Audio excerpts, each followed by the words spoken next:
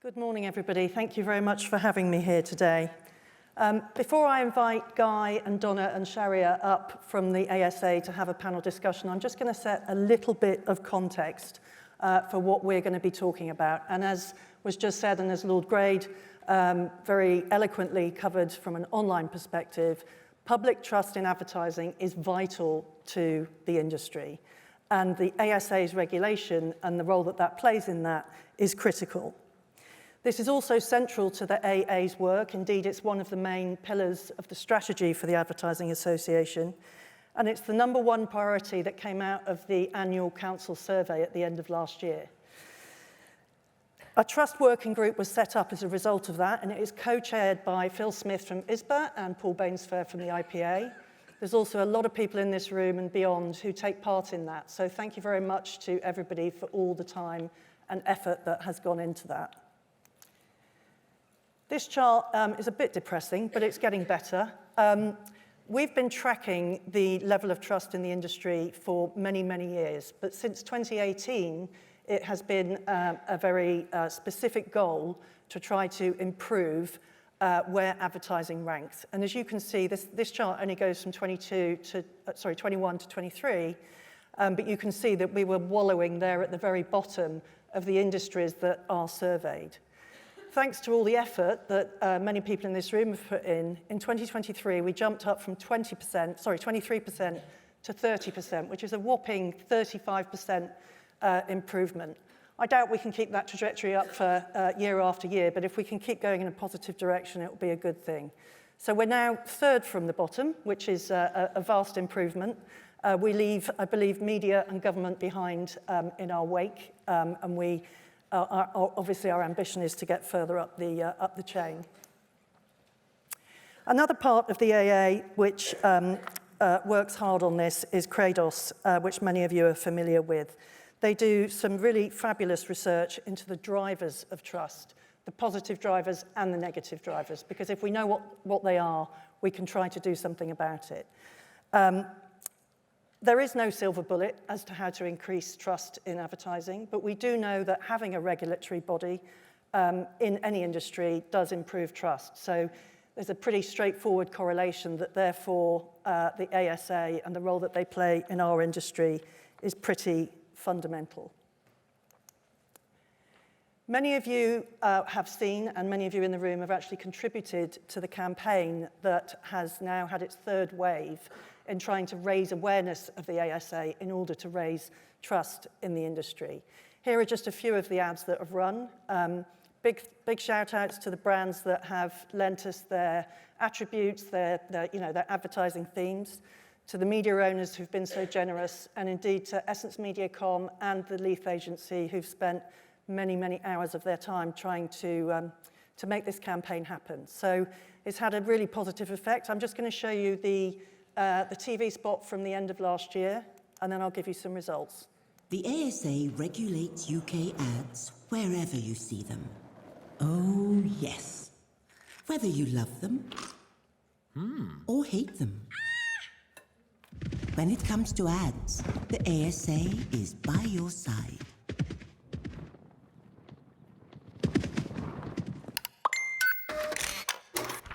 The ASA, keeping ads legal, decent, honest, and truthful. So the good news is we've now got some of the results in from the latest wave of the campaign, and there's lots of detail, but the headline to take away from today is that of the people who saw the campaign in any channel are twice as likely to trust adverts, and therefore the advertising industry, as people who had not seen the campaign. There was a very specific result around channels as well. So if someone saw the campaign in online channels, they're more likely to trust online ads, which goes back to what Lord Grade was talking about. And the same applies to all the other channels. So it's a great progress, lots more to do, but we're in good shape. So now to our panel. I'd like to welcome three of the guys from the ASA up for discussion. We've got Guy Parker, who's the Chief Executive. We've got Shahriar Coupal, who is the Director of Advertising Policy and Practice. And we've got Donna, who is the Director of Communications.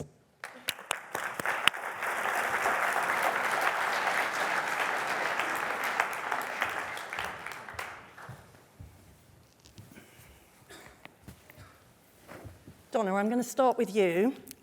We've talked about the link between awareness of the ASA and trust in advertising, and we talked about some of the things we're doing, but what other things are going on to try to make the improvements that we need? Absolutely, and thank you for setting out the reason why awareness of and trust in the ASA is so important. Still, not enough people know about us, and if they do know about us, they don't necessarily know the extent and the nature of our regulation. But it isn't just in the general public, it's across the industry too. Many people outside of this room, I'm sure, are not aware of the extent of what we do and don't feel a part of the ASA system in which they have such an important stake. And that's something that we really want to change. Our most recent research shows that awareness of the ASA is at 52% and trust is at 48%. And we want to significantly increase that. So our new strategy, which I think Guy will talk about in a moment, sets us ambitious targets to raise awareness to 70% and trust to 60%. So you asked what we're doing. Obviously, you showed our ad campaign, and we're really proud of that. And we're committed to running it through the strategy period. The results we're seeing from it, we're confident that it will help us raise awareness. But we also want to look beyond that to the whole mix of shared and owned and paid media.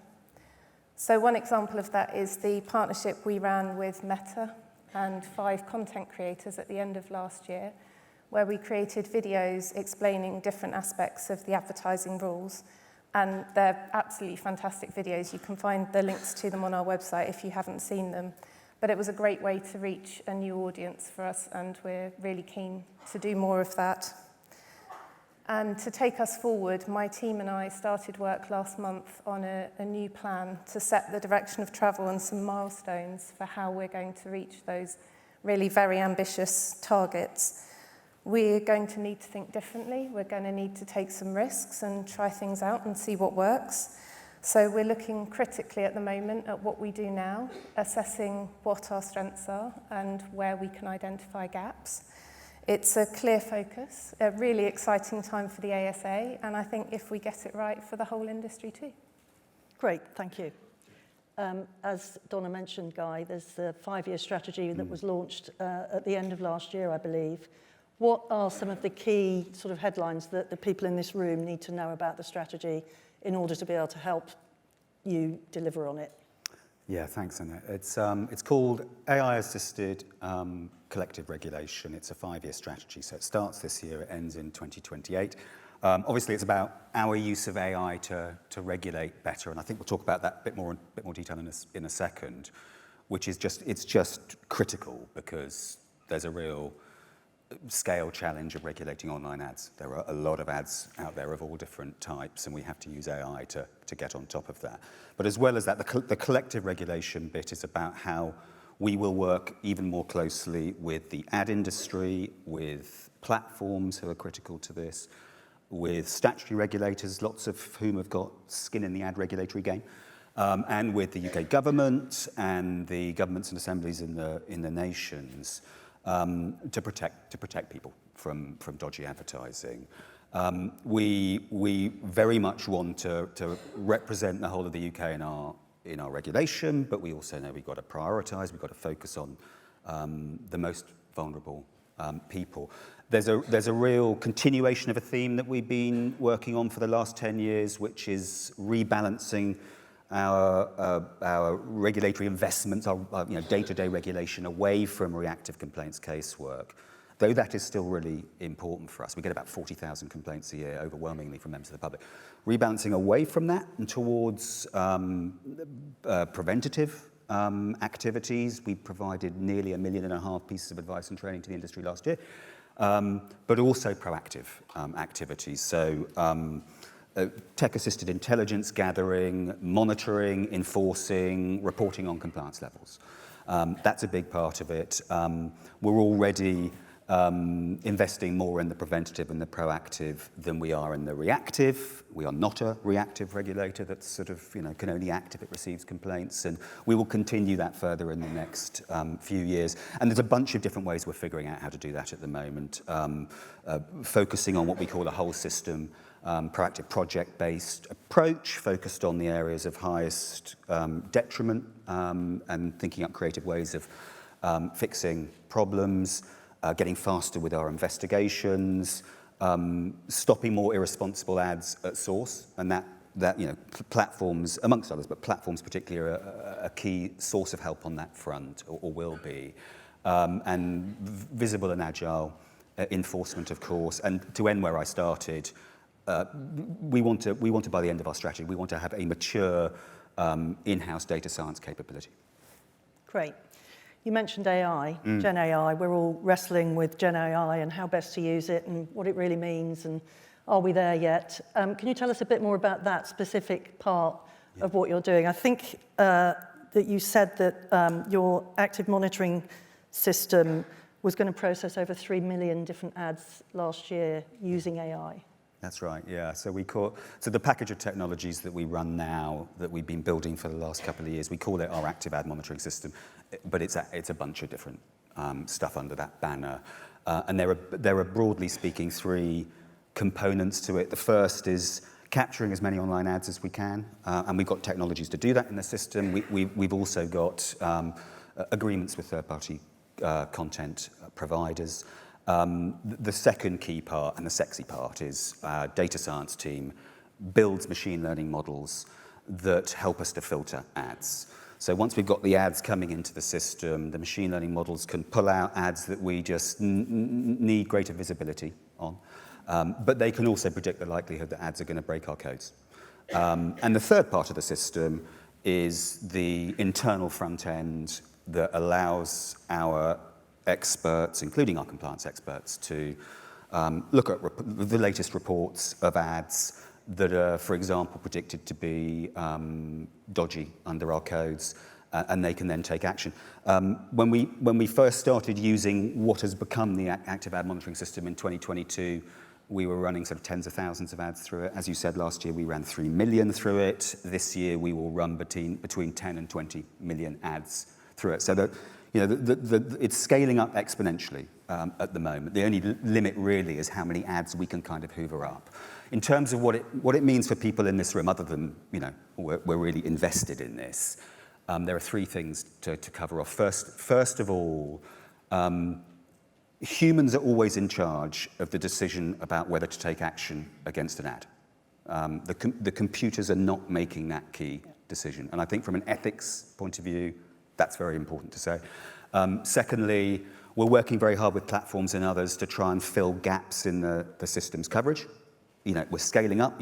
I've said the numbers, but there are still areas where we have less visibility than we'd like. So that's a real priority for us. And the third point is that we want to use the greater visibility we get from this system to provide more regular reports on more positive compliance levels, including after our action. We don't want to just be giving bad news. We also want to be shining a brighter spotlight on areas where compliance is pretty high. And I hope it goes without saying that all those millions of ads we're running through the system and scanning, I mean, the majority of those, there are no visible compliance issues with them. Very good, thank you. Donna, when it comes to the role that agencies and clients, the people in this room, can play in helping the ASA to build trust, what are some of the tips you would give them? What are some of the actions that the people here could take away from today to help? I thought I'd make 4 asks, if that's okay. You've heard about our challenge we've set ourselves to raise awareness, so we're definitely going to need some help. So first of all, back to the ad campaign. And I'll add my thanks you gave to Stephen Woodford, to the AA Trust Working Group, to Leith, to Mediacom, to all the brand owners that donate space, and obviously to the brand partners that let us borrow their straplines. That campaign needs donations and support to exist. So as well as the thank you to everyone that has donated, it would be wrong of me not to take this opportunity to ask anyone in this room who can donate to the campaign to please do so. Get in touch with us. We'd love to work with you on that. In terms of industry awareness, please talk to your colleagues about the ASA system and the importance of self-regulation for our industry, particularly those new to the industry just starting out. And you can always point them in the direction of our excellent advice and training resources, many of which are completely free of charge.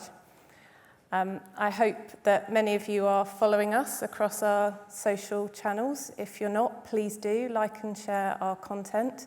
We regularly post about all aspects of our work, including new research and guidance, and we'd love for that to reach a bigger audience. But finally, just to bring it back to our awareness challenge, if any of you in the audience have any ideas as to things that we could consider, I'd love to talk to you. Get in touch. We're currently doing the planning now, so I'm here all day. Yes, so she's here all day, so please do come and put your hand up and make whatever offers you can to contribute. Thanks, Donna. Back to you, Guy, and then I'm coming for you, Shahriar. You've published rulings relating to environmental claims in recent years, and planet is a key strand of your strategy. Can we expect to see more action from you on greenwashing?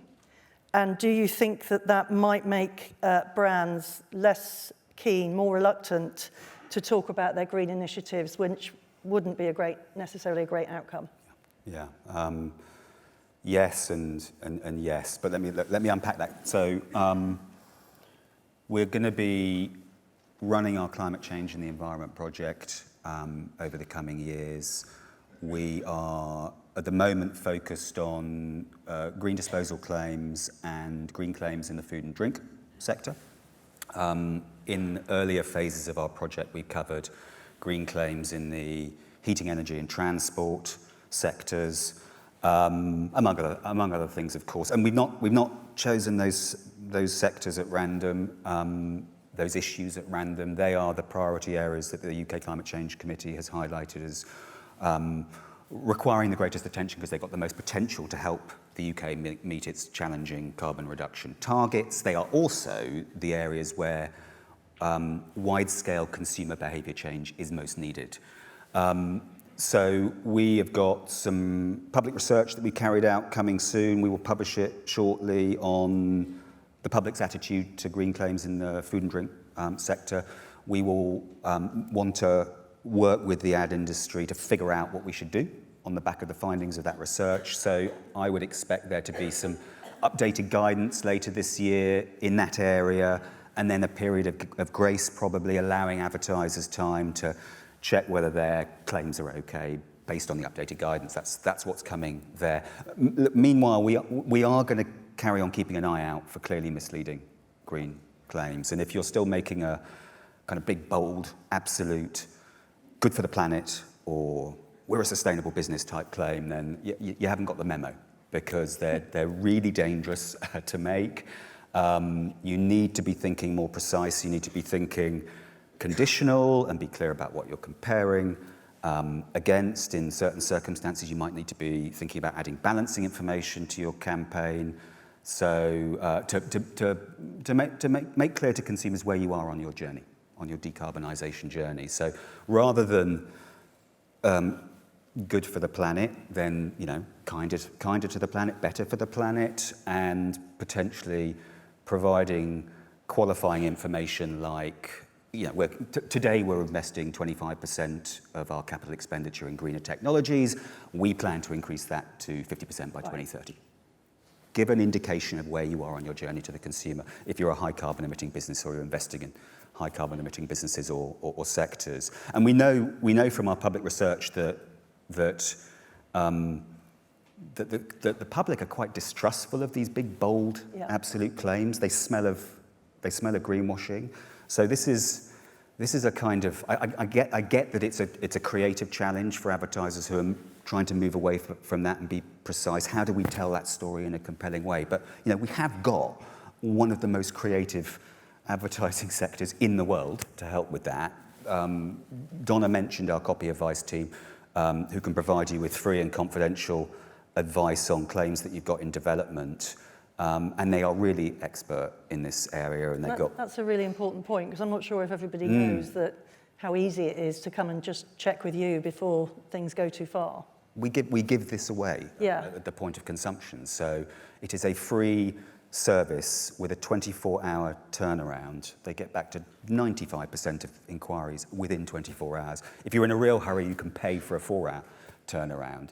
It's confidential. It's for you. They've got all the rulings at their fingertips. I mean, it's really good. So, look, on the green hushing versus greenwashing debate, we don't want greenwashing. We don't want green hushing either. I talked earlier about the importance of consumer behaviour change. How are consumers going to know how to make greener choices if businesses aren't advertising the greener stuff that they are doing? We really want them to be doing that, and we don't think it's a binary thing between greenwashing and green hushing. We think there's space in the middle. There is this challenge. You can come to us for help. At the moment, we're working very closely with ISBA and some of its advertisers too, because they want more clarity and reassurance from us. So we know there's more work to do on this. Great, thank you. Shahriar, I'm going to need to check my notes for exactly how to say this. The world first intermediary platform principles pilot. That's it. Needs an acronym. Perhaps Accenture can help with that. Ended last year and has been hailed a success. Tell us about the pilot and what we can expect next. Thank you. Yes, hailed as a success by the ASA, and as we heard from the Culture Secretary earlier on, very much welcomed and encouraged by government too. So it was a one-year pilot involving the world's largest platforms and intermediaries who agreed to adhere to 6 principles that sought to increase awareness of the ASA's regulation online and also to tackle problem ads that we see. We published our independent reports on that in October, which found that all the 10 participating companies implemented the principles, which we think is a really great success. Some of the examples that come from that is that they, as you heard beforehand, supported us with our national advertising campaign, with raising awareness to advertisers of the rules online, and also, importantly, reaching a younger audience, which is quite difficult for a regulator to do through the creator content collaborations with Meta and TikTok. At the sharper end of our regulation, they supported us to take down hundreds of problem ads online and work with advertisers to improve the effectiveness of their targeting of age-restricted ads. We feel we've got the foundation now to roll that out to other platforms and intermediaries. And like Donna, I'm here all day as well. So if there's other platforms and intermediaries in the audience who'd like to show their interest in IPP, and it's an interest, of course, that government has as well in the context of the online advertising programme, we'd be delighted to hear from you. Finally, we're currently evaluating learning the lessons from what went on in the pilots, with a view to announcing in the summer our next steps on it. Very excited by it. We think it's a really great complement to our work in regulating advertising and advertisements. So yeah, lots to look forward to on that. Great, thank you. Another one for you. Guy mentioned earlier about how the new strategy places an emphasis on protecting vulnerable people, including through collective regulation. What areas do you see as a priority, and can you tell us just a bit more about that? Well, I mean, protecting people from ads that exploit their vulnerabilities is clearly at the heart of what we do. And people are vulnerable because of their innate characteristics, children because they're young, or because of the situation they find themselves in. So, for example, financial insecurity that comes from the cost of living crisis. In terms of children, we're working with platforms and other regulators to reduce children's exposure to ads for alcohol, gambling, e-cigarettes, and HFSS. On the last of those, high-fat, salt and sugar, sorry for that, high-fat, salt and sugar products. On the last of that, many people in the audience are obviously interested about our ongoing consultation on less healthy food advertising. The consultation for that closed yesterday. We're evaluating it, and our response will come out in summer, and then we'll look forward to actively co-regulating that with Ofcom from October 25. And in terms of cost of living, We are taking action together with bodies as diverse as HM Revenue, CMA, FCA, and again the platforms to tackle subscription traps and misleading ads relating to tax savings, mini heaters, and less so these days, I'm glad to say, cryptocurrency ads as well. So there's a lot going on in the collective ad regulation space. Yes, thank you. So, last question for you, Guy. I think it would be remiss of us not to discuss the recent Calvin Klein ads featuring FKA twigs that were banned by the ASA, which I'm sure is a decision that wasn't taken lightly. There's been a lot of resistance, both from the brand and from FKA twigs herself. Could you tell us a bit more about that and how you handle that kind of situation and how you kind of got to that decision? Yeah, I mean, well, after a lot of care and a lot of debate, and with a willingness to learn from the reaction to it, because there's been a strong reaction to, particularly the bit of the ruling that determined that the FKA twigs ad in the Calvin Klein campaign presented her as a sexual object. So we're thinking deeply about that at the moment. In terms of our general approach to these sorts of cases, we do a lot of trawling of the literature and analysis of it and studies and so on to try and determine the extent of any contribution that advertising makes to harms, be they harms to individuals or broader harms at a sort of more societal level. So that plays a big part. That kind of evidential underpinning to the decisions that we take is really, really important to us, and we do regular research with the public to try and track their attitudes to harm and offence type issues. But the challenge is that societal attitudes evolve to this, but perhaps a bigger challenge for us.